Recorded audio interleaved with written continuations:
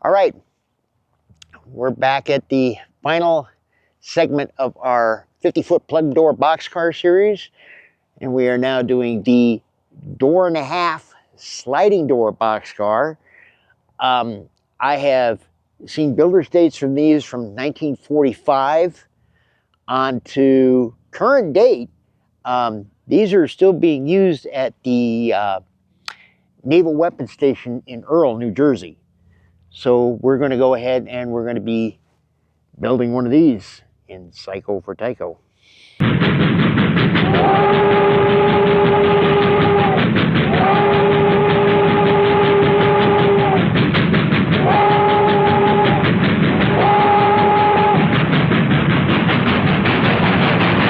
All right, now we're on to the toughest of the tough, and that's this door and a half boxcar.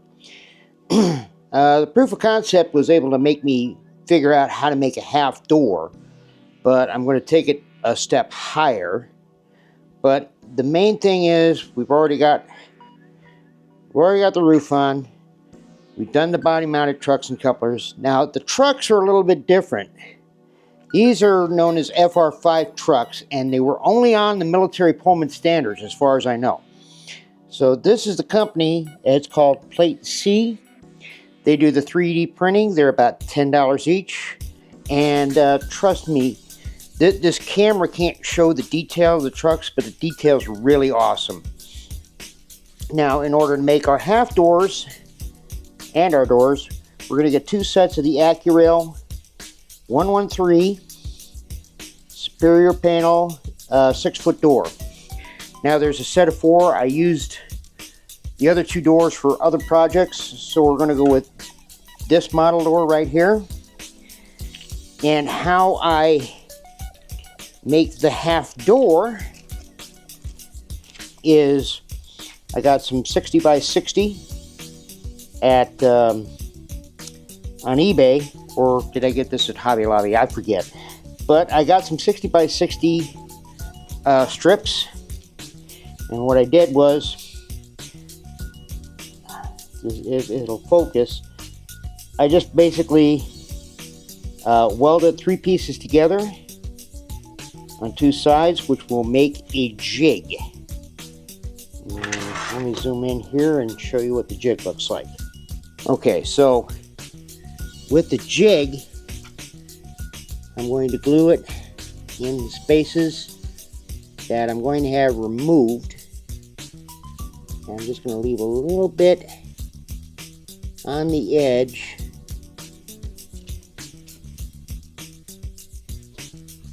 here and here in order to square them up, and then I will just carefully saw those. So I got to make 4 of these jigs, and like I said, 3 is 60 by 60 according to my HO scale ruler here. Roughly comes in under 1.5 feet, so that'll be perfect because the main doors were 6 foot, the shorter doors were about 3 foot, give or take maybe a few inches, which, yeah, that'll work out perfect. Now with the car, we're going to have to do some extensive modifications here. We already know we're going to lower the ladder. This is all going to have to get trimmed down. The side sill is going to have to get modified because it's shorter on the prototype. And we're going to try and make this as close to the prototype as is, so, you know, nobody notices, that it was a Tyco. Now, these doors are 6 feet, so when I bring it out here,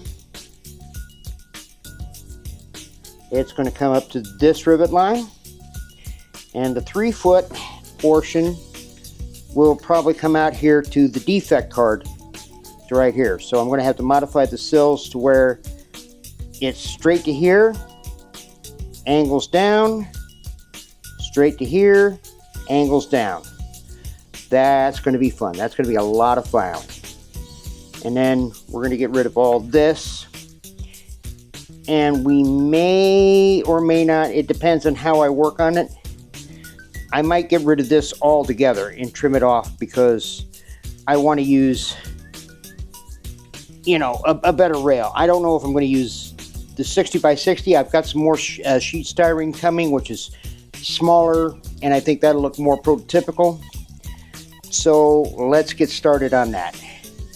So now I read something from an article here while I was doing these cars that a good idea to use trimming and angling is to mark it with tape so you know how much you're going to hog out. And so I'm going to do that. I'm going to kind of do a little grinding here, and then I'm going to do some filing there so that these side sills look correct as in the ones that were in the video. Alright, so one side done, and as you can see with this Tyco rail box, that's already making a significant amount of difference. By the way, just so you all know, this one is a second run Tyco rail box that I just happened to get, because it does have the colors, it does have the black doors, but it has the filled-in stirrups, and it doesn't have the silver roof. And yeah, I've got a bunch of these, so it's like, if I make mistakes, I can build more of them. So we got one side done. Now we're going to go ahead and get the other side done. Then we're going to go ahead and we're going to at least trim out the door for now. We're just going to trim out the door, all the door details here. And then I'm waiting on the plastic rails so I can decide whether I want to go further on this. And we'll go from there. Okay, so as you can see by the lighter green, we've trimmed down the doors. We've already got rid of the ladders. Real quick, I don't know if I mentioned this when I did the B70. When you scrape this off, first of all, yeah, scrape away from your hand. And also make sure that the beveled edge is up. So that way you kind of get a nice crisp scrape. Now I'm going to go ahead and I'm going to apply the jigs to the doors, and I'm going to start doing the half doors. Now I wanted to make sure I got this as close up as possible, but as we can see, I put the jig on. Now I put the jig on the inside of the doors so I don't mess up any detail. So I flip this around and I kind of measured it by eye, and then when I'm done with this, I'll use the same jig after I've cut for this one. So I made the cut. I've glued the ends back onto the half door, and as you can see, it's pretty much half from the 6-foot door. So now I got the 3-foot door. I'm just going to kind of test fit everything, and then I'm going to do the other side. Alright, so everything here is test fitted. And as you can see, I got the door, I got the half door. It looks hokey, it looks correct, because when I saw the prototypes, they look kind of hokey. So I've got the 6 and the 3, and yeah, it looks like I'm going to have to trim off one of these rails, so I have to figure out which one. So I'm going to have to wait a couple of days, and we'll get back to this. Alright, so now the modifications we're going to have to do with the Tyco plug door. We're going to have to shorten up the rails, the guide rails, the tracks, whatever you want to call them. So we got to shorten it up to this rivet line. Then we got to build some for here so that the half door will open. Now we're going to put it up to this rivet line right here. So I'm not doing an open door version. I'm not that crazy. I've never seen these open door. But we're going to go ahead. We're going to do that. And the way we're going to do that is we're going to use some 10 by 30 strips from Evergreen. And I think I paid like $4 for these. I think I paid $4 for these. And we're going to do that for the lower track. So we're going to get rid of this lower track altogether. And the reason I'm getting rid of the lower track is the upper track's got some more ridiculous detail on there. And that's why I am using the thinner of the strips so I can build up on it. And I got to do a little bit of carving over here. So yeah, this is definitely not like simplified like the Santa Fe plug door or the Southern Pacific plug door, either one of those. So we're going to get started on that, and then I'll show you the final product. And of course we're going to use the chisel tip so we can remove and trim. Alright, so we got the upper trimmed off real nice. We've got the lower end completely removed. I've also removed the stops because we're going to add our own stops. And what I think, I've got to work on what I'm going to use for the stops. I don't know if I'm going to use the 10 by 30. I probably am. But we'll see when we get there. Right now we've got to figure out the doors. So measuring the upper door is going to be easy. Measuring the lower door is not going to be that easy, but we'll get to that. So we're going to go ahead and we're going to do a little fast forwarding here as I set this up.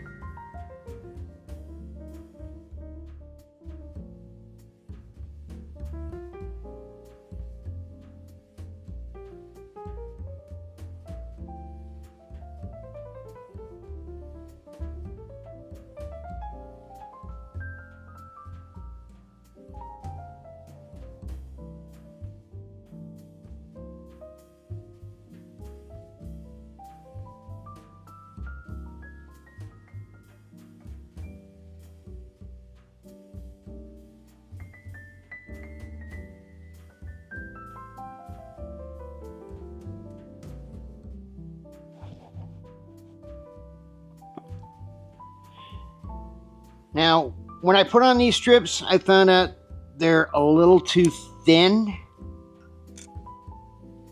to quite look right, which is fine because I'll just double up on this. So that's no problem.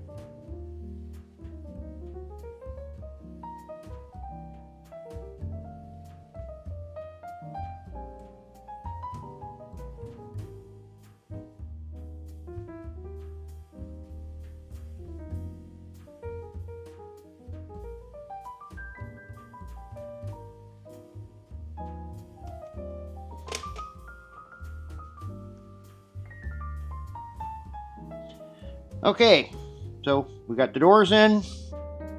We got our tracks in. I can't remember what the heck they're called, but we got our tracks in. We got our doors in. It looks odd and weird. We're going to go ahead and we're going to paint this with just a regular primer gray. And I'll show you what I'm talking about next. And the reason I put the underframe on is it was easier to trim the bottom rails. And of course, it gave me a better idea of how it would look. Now, once we get it painted, we're going to go ahead and we're going to use the K4 decals for a 40-foot boxcar, which is perfect. The only thing we're going to be using is the USAX number, the United States Army, and then either this data, or if I have some data from another boxcar that might be black, I might use that. It actually should work because other than floor length, which is 40 foot, I'm not too worried about it. Then I just use the USAX. Now, when I ordered these from K4 off eBay, these are actually done in white because apparently the Army box cars in 40 foot are not gray, they're green. I've never seen any of those. So when I ordered it, I said, yes, could you do these in black, please? And K4 is awesome. You know, they'll do that. They'll give you the right color and all that. These cars, depending if you want to have, you know, the roof walk still on, or you want to do the post 1968, 1970 version. These cars obviously ran from like 1945, or at least I seen a builder's date of 1945. They're still running. These cars were actually rebuilt at the Earle Naval Weapons Station for the U.S. Navy. Unfortunately, I haven't seen K4 do U.S. Navy decals, but if you're running like a military train, or you're running a wharf, or you're running a port, these cars would be really cool to like run around and have your friends go, ooh, you know, who made that? Now, even though I am doing this with a Tyco car, I just want to let you all know that you can do this with any PS1 boxcar. If you have an Athearn boxcar that's spare, go ahead and use that. If you got an Accurail boxcar, a Bachmann boxcar, there are going to be small differences in how you remove the roof walk and fill that in. I might do a future video on that, but I'm going to call this one done for the video. And we're going to move on because, yeah, I'm noticing my videos are getting longer and longer and longer. And the next thing you know, I'm doing 2 hours on how to repaint a Tyco flat car into a Southern Pacific prototype or something like that. So, yeah, we're going to call this done. Like I said, we're going to give it a coat of primer gray. Obviously, I use a rattle can for the whole area. So I'm going to paint, let it dry, paint, let it dry, so I get all the angles and everything. Do the decals up. You've seen the proof of concept model, so I don't have to show you how it looks finished. But I am going to be possibly upgrading and putting the proof of concept car up on eBay for my Psycho for Tyco eBay channel, or eBay store. And yeah, we're going to call this one a day. So I'm Psycho for Tyco, and there you go. The boxcar series is concluded.